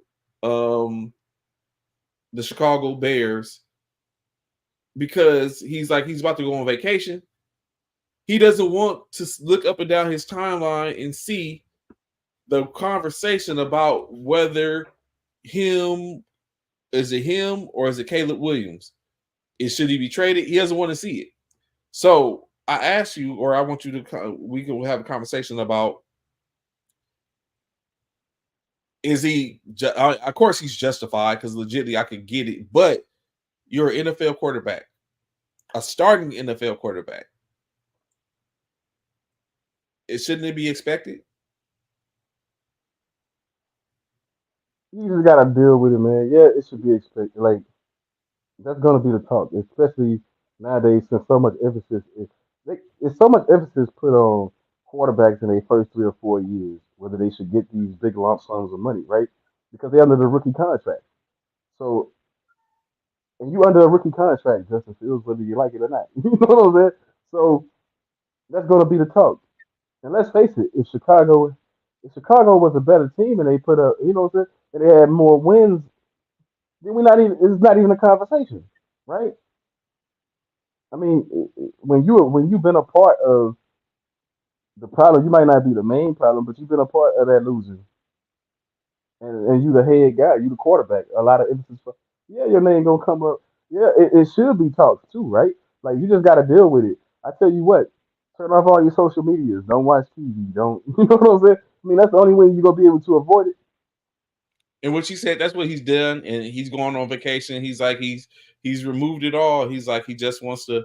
He's like he wants to stay in Chicago, but I mean, is that sensible? I mean, that's currently your position. So of course, yes, you want to stay in Chicago. I'm sure. I You a would starter too. in Chicago. You don't know if you go somewhere else, you're gonna be a starter. Mm. Let's face it. Let's face it. Let's just keep it real. I mean, you know what I'm saying? If they decide to move on from you, it depends on how they package you, where you're going, whether or not you're gonna be the starter off the rip. Right now, you know you that guy, you the head guy. Who they gonna replace you with in Chicago right now? Like for real. Like if they keep you on the roster, you know you're gonna be a starter. Outside of Chicago, it's up for grabs, right? Is it? I mean, he could probably start if we're saying we've talked about where Atlanta. He probably can start in Atlanta I if he's know, traded but what I'm anywhere saying else. is, He's starting. You what don't are the think he's odds that what are the odds you're gonna get what you want though? Like going to an Atlanta or going somewhere else. I mean, I'm saying you don't know who gonna package a deal or what the next organization got planned for you. You know what I'm saying? Like it's like look at Trey Lance. He went to Dallas. You knew he wasn't gonna be a starter because Dak Prescott right here, right? But now you got an option if if they can't work out something um that's feasible with Dak Prescott, you can just move away. I mean, you feel what I'm saying? Like, so I look at Justin Fields in those same respects. It depends on what squad you go to. If they already got a starter, then you're not gonna go there and start because what team right now is gonna trade a starter for Justin Fields? You trading draft picks or something for Justin Fields? I mean, you feel what I'm saying? Like, you're not gonna get a Joe Burrow for Justin Fields. I mean, I'm just saying you're not gonna get what. So basically, he's gonna go to a team that's either got a veteran quarterback already, and he can align himself to play behind somebody or whatever. But for the most part, yeah, like like even in Atlanta, he might end up playing behind Heineke, right? nah. I doubt it. I mean, I'm just saying. We've Yeah, seen Stranger Things. Did we not just see that? We've seen Stranger Things. yeah. Okay. So I want to see if you're picking up on this in my what I figured, what I perceived when I looked at this or heard the news about that. So we know Seattle Seahawks went ahead and designated that Geno Smith's $12.9 million signing bonus, correction, roster bonus would be they will allow him to get it where he's 1,200 going to be get 12 million, right? Because they needed to have him. It was going to even be the bonus, or they was going to have to release him. So they didn't release him. They went ahead and he got his bonus. But they have transferred said bonus. Correction, no, they haven't. They have transferred what would have been his roster bonus into a signing bonus, which created just a little under $5 million in salary cap space for this year. Additionally, they restructured uh so it would basically spread out that 9.6 million over the course of the 2 seasons, taking away the salary cap that he would have hit. But now his cap has escalated to from it dropped the cap dropped his cap from 31 million to 26 million. So now it has escalated to 38 million for 2025. With all that being played around, what's the writing on the wall? That Geno not good. Like he's not gonna be the quarterback much longer in Seattle. The starting quarterback. He's not gonna be the starting He's not going to quarterback be. much longer. To me, he's not going to be on the team because his cap hit is going to be 38 million next year. If he's not the starting quarterback, why am I keeping it around for my cap to be hit 38.5 million the following year? You got to think 38.5. That was at one point that was set the market money. Yeah. I think He's Seattle done. got a plan. Yeah, he's I done. think they got a plan and they put it in motion, right? I think it's I mean, and can you blame him? This guy was Pete Carroll's guy. You know what I'm saying? He was Pete Carroll's experiment, Pete Carroll's guy. You know what I'm saying? Not that the rest of the organization got a problem with Gino, but I look at it like this wasn't the organization's guy. You know what I'm saying? They didn't know what they were going to get moving away from Russell Wilson. I'm surprised they didn't make a move before, as far as draft wise, right? Um, I mean, they had Drew Lock and these guys, but they didn't go like for me. Seattle didn't.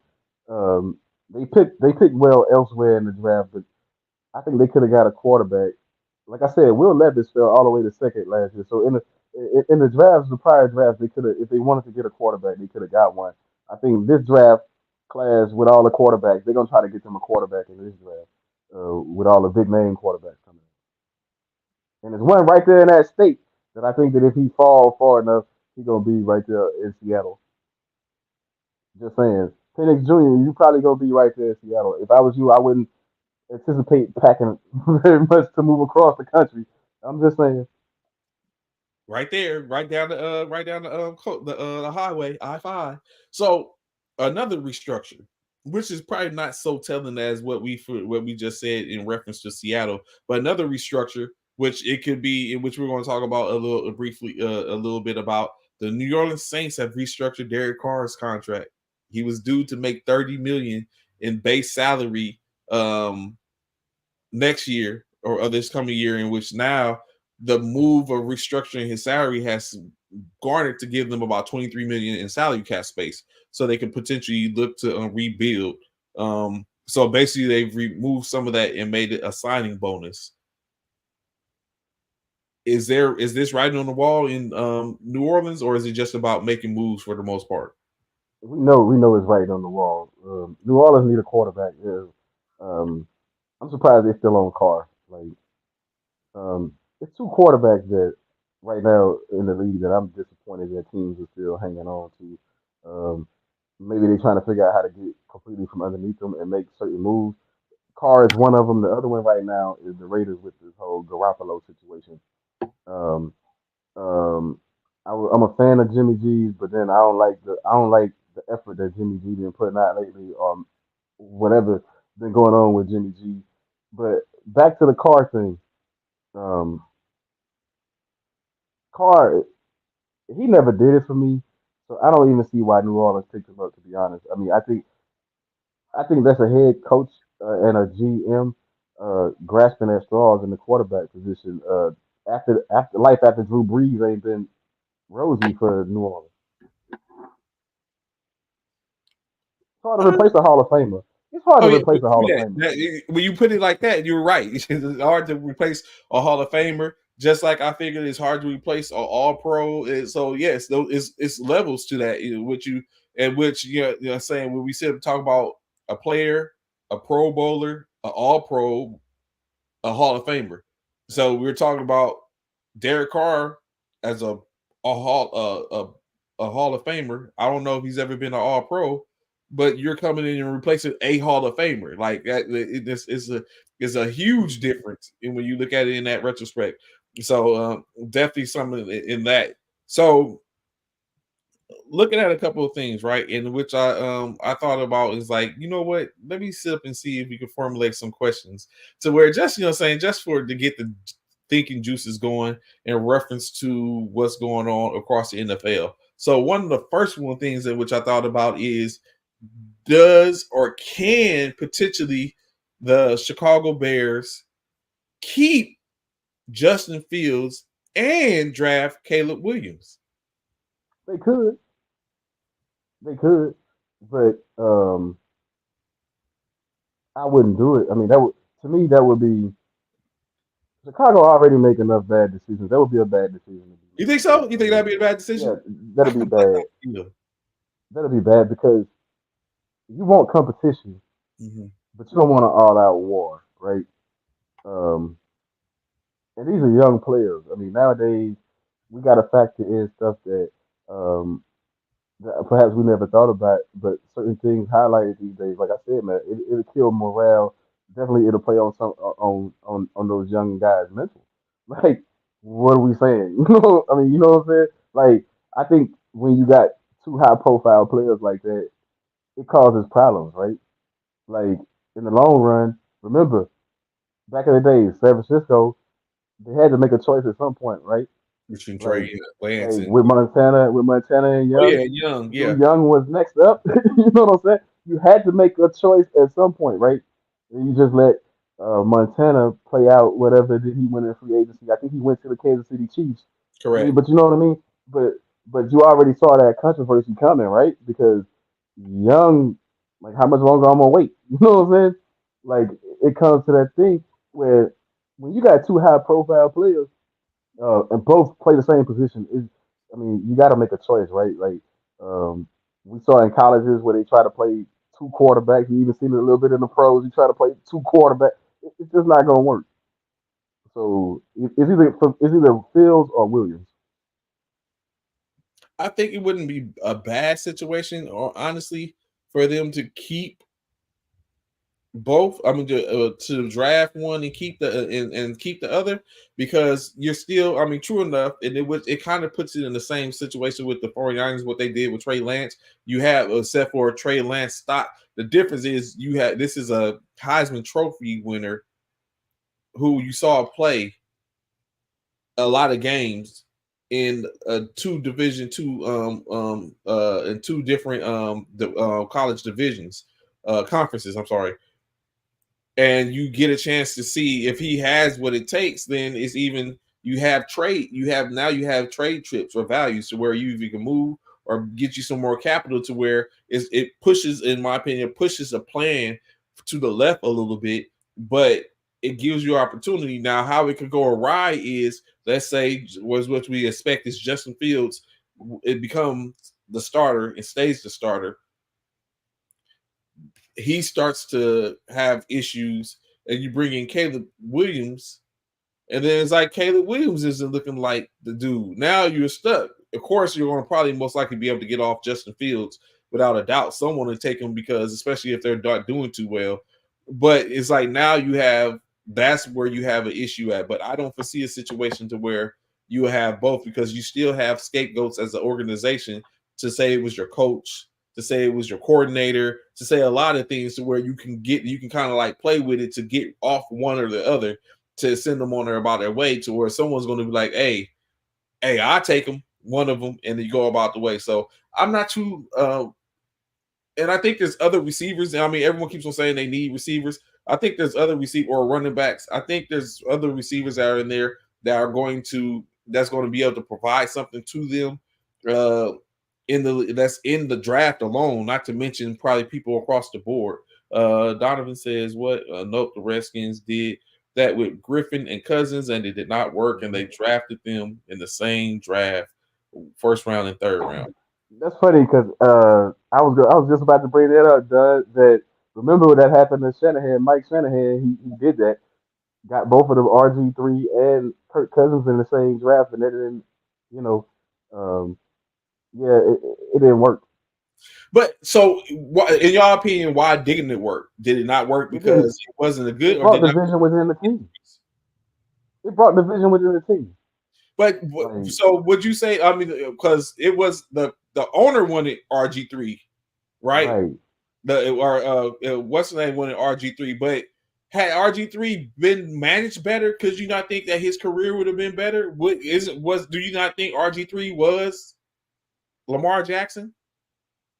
Um, Lamar Jackson with a twist as far as I don't think RG3 pass as well as Lamar Jackson show the potential that he can pass. However, yeah, but the problem with it though, Trey, was that the coach wanted Cousins. So how much am I gonna have your back? I mean, that's what I'm saying. So you gotta read the organization. Like drafting two quarterbacks is never really a good thing. We saw how that worked. It just didn't work out because the coach wants one person, and then you go another one, right? Look at Tennessee. We talked about this before. Tennessee pretty much did the same thing, right? Jeff Fisher didn't want Vince Young. The owner wanted Vince Young. You know what I'm saying? The owner, being a Texas guy, wanted a Texas guy as his quarterback. You feel what I'm saying? But Jeff Fisher, I think the coaches don't put enough into the players that they don't want. You know what I'm saying? And it hurts their career. And It hurts technically, careers down the line. if Vince wasn't a bad starter in Tennessee, like you, but They went to the playoffs, right? He took them to the yeah, playoffs right off the he rip. had a winning record. But But the like you coach said, didn't want you. yeah, it's You feel unfortunate. what I'm saying? If the coach don't want you, it's never going to work, right? Like that's what happened to RG3. I mean, we know injury took RG3 out of the game. But ask yourself this question: when he recovered from the injury, what did the other 31 teams not see or see to where he never was able to get another starting gig anywhere? Well, he Like had an you have to look at opportunity. that also. I mean, he got things. He went on other places. He went to or Cleveland. He went to But he was Baltimore. a backup. Yeah, He went to these places as a backup. He didn't go as a starter. Like he went from a starter to an injury to a straight up backup role. Sometimes the third quarterback, not even the second quarterback, the third quarterback. I mean, so you have to say, what did the other 31 teams not see or see in RG3 to where he was never given that shot to be a starter again after proving? Because remember, they did have a decent record. The Washington team, they had a decent record when he was starting. I mean, it wasn't like Kirk Cousins came in and made them a Super Bowl contender. I mean, you know what I mean? It was just the preference of the coaches. I just see how it divides things when you don't have that for sure understanding. You know what I mean? I mean, and Justin Fields already is already messing with his head. You know what I'm saying? He already just told Justin Fields already told you his stuff is messing with his head already. correct. So draft Caleb Williams, and then what happens? Then you probably lose Justin Fields up here more so than you lose him on the field, right? Okay, I can rock with it. Will Minnesota potentially trade Justin Jefferson and reset the reset? They should. Oh, really? They should. I mean, you don't have a quarterback, right? Uh huh. Because you don't know what's going to happen with Kirk Cousins or whatever. Um, and we seen this. We were talking. I remember you talking about Keyshawn Johnson and Keyshawn Johnson pointing out that his career probably would have been different, but he played for 17 different quarterbacks. You know what I'm saying? And the best one was, I think the best one he said was Vinny Testaverde in his opinion, Uh huh. And Vinny was old when you know what I'm saying. Yes. Like With Vinny was 37 or 38 years old when they hooked up the first time. You know what I'm saying? So because you know he played with Vinny twice, once in the Jets and then once with the Cowboys, with Dallas Cowboys. So uh, um, yeah, no, it's it's just crazy when you start thinking about no. Get rid of Justin Jefferson right now. You don't have to worry about it later on if you're Minnesota. Um, People hate to hear the truth, but it's always going to be the next receiver up. Like we already anticipating what Marvin Harrison Jr. career gonna look like. Like it's other receivers out there. Like, and that's the thing. These receivers think their importance is very important, but what we see is not. You know what I'm saying? We see is not. We watching the Chiefs win without Justin Jefferson, without the Devontae Adams, and you know what I'm saying, without the Tyreek Hills. We seen the Chiefs win two back to back Super Bowls without any of that. You know what I'm saying? Without any of that. So yeah, like Justin not gonna put you. It's not gonna put you over the top if you Minnesota, especially if you don't know who your quarterback is. So, same question. Devontae Adams, is that the move or no? Sensible or no? Devontae Adams, I I think he should suffer in a Raiders uniform. He Hmm. never had to be there. The bro never, he never had to be there. Remember, he chose that. You chose that life. So deal. I mean, for real, I got no sympathy because you had a great situation. You was on a team that was competitive, still made the playoffs. But he You felt was slighted. no, he felt I want to go play with my buddy. Your buddy sucks, and he's no longer there. So you should have to. So you should have to deal with it. Like you made that choice. I mean, sometimes. I mean, here's the thing. Athletes have it way different, right? It's no different than you and me, right? Like as far as like we regular people, you know what I'm saying? Like, yo, if I choose poorly, you know what I'm saying?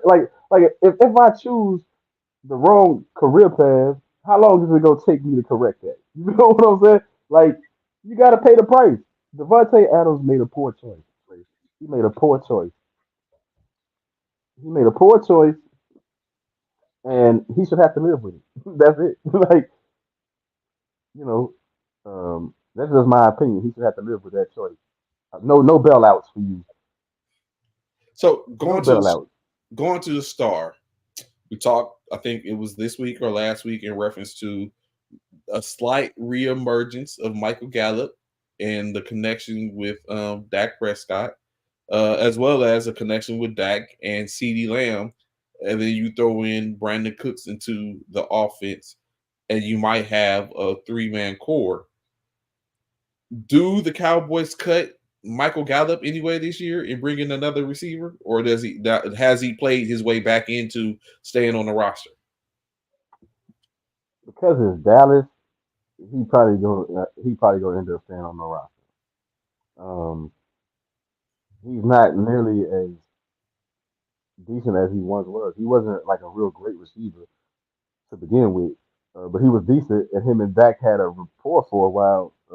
I think the injuries knocked that off, and the play, you know what I'm saying? The play calling has switched up a little bit, but we still saw certain situations. Dak was still looking for this guy. You know what I'm saying? Trying to treat him like he was, the Gallup before the injury or whatever, and even before Dak's injury, right? They had a certain connection, but Correct. I would like to see them move away from Gallup, Oh, okay. um, but I don't think they're gonna.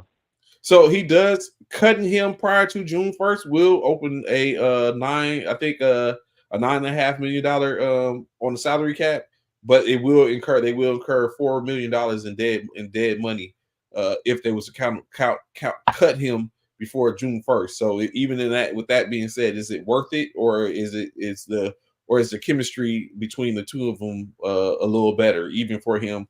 Let's say if you move him in the slot or something like that. I think it's. I think you got to shake things up. Okay. If you're trying to win a chip, you got to make those moves. Like I don't think Gallup is gonna put you over the hump to win a chip. We got to Okay. start thinking that way. You know what I'm saying?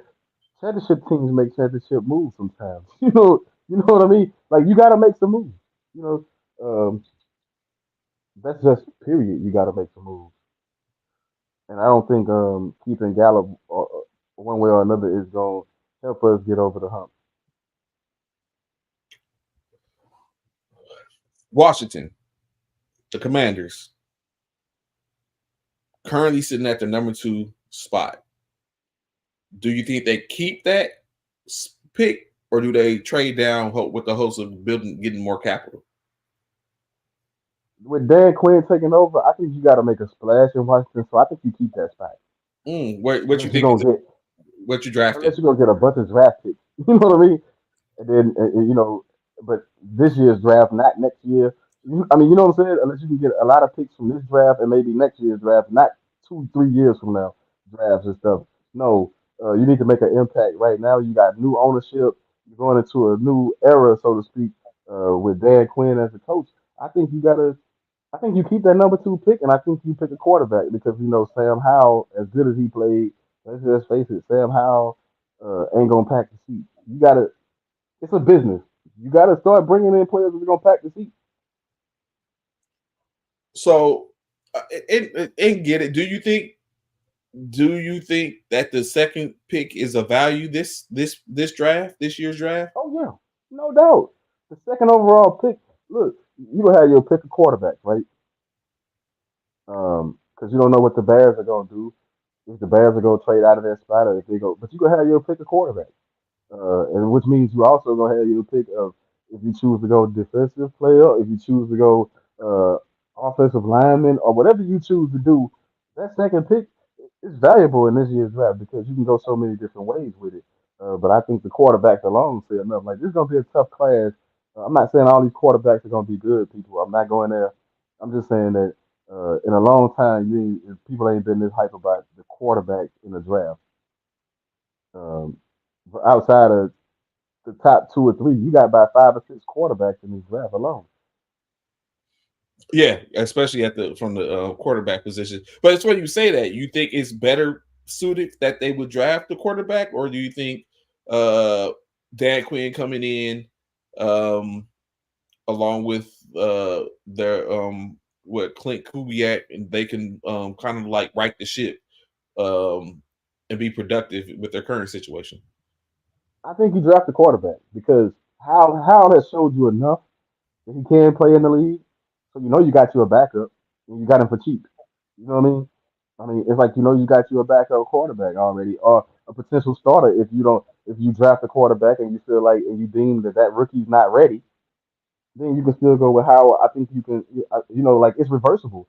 Like your moves are reversible. So I think but I think you get a quarterback if you the Commanders, because you got to think the division that you in, um, you got to compete. Like you just got to get somebody that can compete with Hurts and Prescott right now.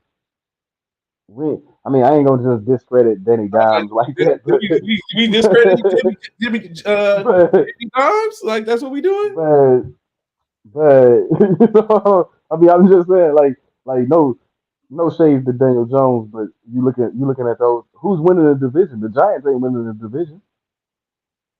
Even even when they coach won Rookie of the Year a season, the season prior to this one, they was 9-7. They like 9-8 or whatever. They did, I mean, you know what I'm saying? Like the Giants ain't winning this division, so um, if you the Commanders, you gotta make that one pick a little bit higher. Like get you a quarterback, pack the seat, start from there. Okay. So what about Detroit, right? Do you think, which is probably might we was talking the other day, we joked a little bit, even though y'all did sit up and you and Bishop did get on my head in reference, but Chris Jones, what do you think about Chris Jones in a Detroit Lions uniform? It's good for Detroit, not good for Chris, right? Oh, really?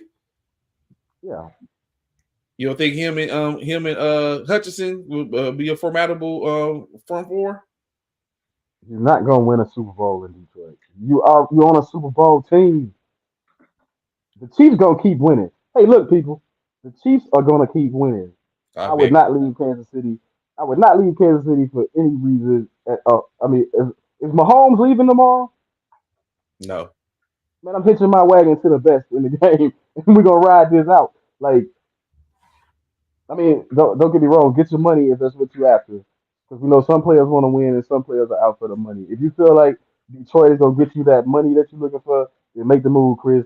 But don't tell me you're making this move to try to make them better and make them a championship team when we know that they're not gonna win a championship. No, not to Detroit. I like the competitive spirit, but we see the writing on the wall. Your coach ain't gonna all of a sudden make better decisions. I mean, I'm sorry. Once a coach exposes themselves and they make bad decisions in crunch moments, that's what they gonna be. You can write it down, you can mark it down, and we saw what Dan Campbell did. That's who he's gonna be. You know what I'm saying?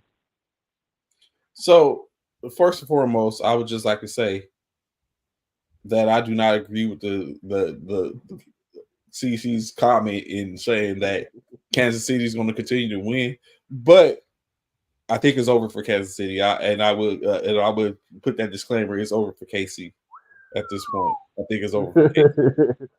So, No, like, not by a long shot. remember I said here. So we're gonna remember on this day, January 23rd. Cornelius said that Kansas City is winning. I'm saying here this day on the 23rd of January 2024, it's over for Kansas City. And I said this, remember, I said this a couple of weeks ago. For the 49ers, it's progression, right? For Kansas City, I think you can put it together. There's a progression. The progression. So in the progression, Kansas City. When was the last time Kansas City, or when was the last time any team went to overtime in the Super Bowl? It was a little less experienced San Francisco 49er team that took the previous year champion to a overtime Super Bowl. So I think in the line of progression, maybe we see San Francisco and Kansas City in the Super Bowl in New Orleans next year, and we see the 49ers hoisting their 6th trophy in that succession. Saying it here right now on the 23rd of January, 2024. Well, it's February. So see, he already off people. So yeah, I saw he already off people. Right. See, that's what happened. That's what that whooping in the Super Bowl did to 49er fans. February, I said correctly. February. Nah, but that's but great. I don't see no fall off in the Chiefs, man. We've seen it happen with Tyreek Hill. I think the Chiefs going, as long as Mahomes is there, they're gonna be competitive. 1, 2. Even if they don't win it next year, they're gonna be there. They're gonna be there. They're gonna be the AFC representatives in my mind to go for a 3-peat. Even if they lose in the Super Bowl, you can mark it down. They're gonna be there. What team in the AFC is gonna beat them? Especially when we've seen what all they have. You know what I'm saying? Like what team is automatically gonna get better over the offseason that's gonna beat Kansas City? I don't see it happening. Yeah. One more, right? Going back, Justin Fields. Better trade destination. Tampa Bay or Atlanta? I like Atlanta for him.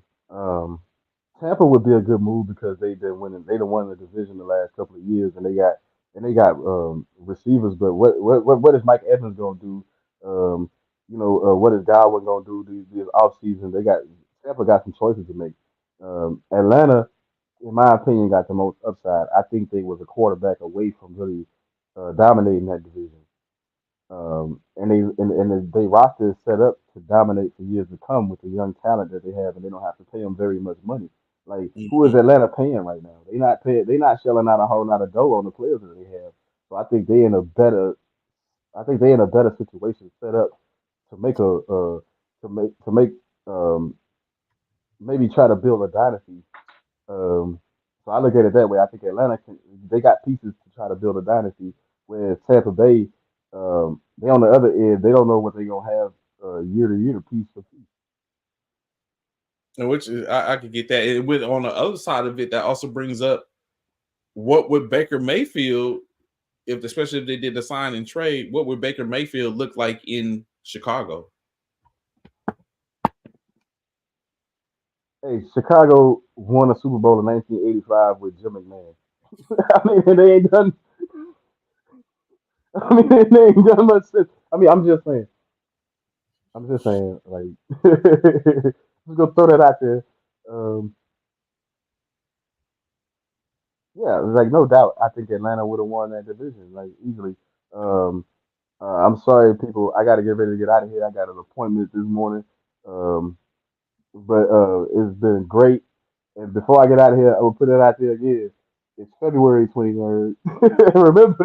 remember what Trey said about the Kansas City Chiefs.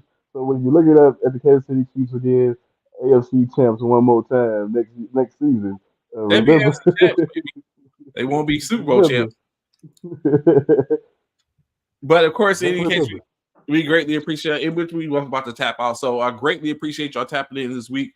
Didn't get a chance. I will try to see what I can do. I know we talked about military basketball champions last week for the 2 tournaments, in which I'm going to try to see if I can get Jasmine Green and Coach Anderson to pull up so they can talk about what it was winning those 2 tournaments this week, and of course, and going on and continue on. Look forward to speaking to y'all next week as we'll continue conversation and see what's going on in and around sports all together. Y'all get ready to enjoy y'all weekend this weekend. Here we are. We're getting closer and closer to yet surpassing another month in this new year in 2024. Hope it's going right for y'all. I look forward to hollering at y'all, speaking to y'all next week. Until then, it's your boy Trey the Commission. I'm out of here. Peace.